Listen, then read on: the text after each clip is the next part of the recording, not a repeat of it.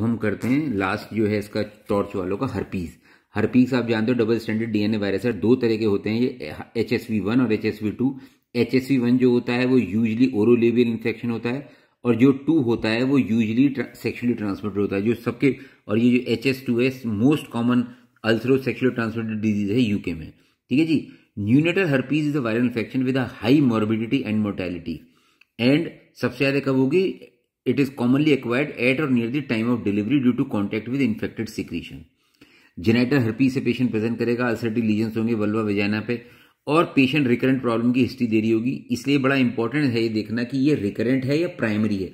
अगर primary herpes है तो पेशेंट को सिम्टोमेटिक सिस्टमिक सिम्टम्स भी मिल सकते हैं, पेशेंट को यूरिनरी रिटेंशन भी हो सकता है। और न्यूनेटल हर्पीज कोई सा भी HS1 या HS2 हो वो प्रेजेंट करेगा ईदर एज लोकलाइज स्किन आई माउथ लीजन से, localise central nervous system disease से, और डिसेमिनेटेड उससे। और इसीलिए हर्पीज को बच्चों में बहुत आफत है अगर बहुत जल्दी बच्चे को हर्पीज हो जाए, क्योंकि हर्पीज एंसेफेलाइटिस का डर, न्यूरोलॉजिकल प्रॉब्लम का बहुत ज्यादा डर रहता है। अब इन्फ्लुएंस क्या करते हैं फैक्टर्स ट्रांसमिशन का? मेटरनल इन्फेक्शन है, प्राइमरी है, रिकरेंट है, presence of transplacental maternal utilising antibody है या नहीं है, duration of rupture of membrane क्या है, डिलीवरी से पहले फीटल स्कैल्प फोर्स है वगैरह है, तो यूज आपने यूज करें। The risk are greatest when a woman acquires a new infection in the third trimester particularly within 6 weeks of delivery, यानी कि डिलीवरी से अगर 6 हफ्ते पहले ही हो जाता है तो सबसे ज्यादा रिस्क है। As viral shedding may persist and the baby is likely to be born before the development of protective maternal antibodies, क्योंकि एंटीबॉडीज बनने में थोड़ा टाइम लगेगा, तो इसलिए जो बिफोर 6 वीक्स हैं वो बहुत ज्यादा आफत वाले होते हैं। और कई बार ये ट्रांसप्लासेंटल इंट्रायूट्राइन इन्फेक्शन भी हो सकता है, लेकिन ये बहुत रेयर होता है, जिसे कंजेनिटल हर्पीज बोलते हैं।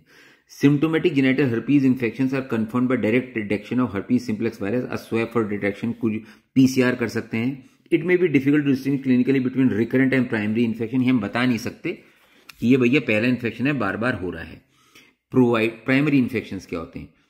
Providing the delivery does not ensure within the next week the pregnancy should be managed expectantly। अगर 6 हफ्ते से के अंदर ही तो अलग बात है, अगर 6 हफ्ते से ऊपर है टाइम है हमारे पास, तो फिर आराम से वेजाइनल डिलीवरी की कोशिश करो। फॉलोइंग फर्स्ट और second trimester acquisition suppression acyclovir from 36 weeks of gestation reduces herpes simplex lesions at terms and hence the need for delivery by cesarean section।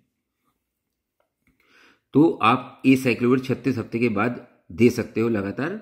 Caesarean section should be recommended mode of delivery for all women developing first episode of genital herpes in the third trimester,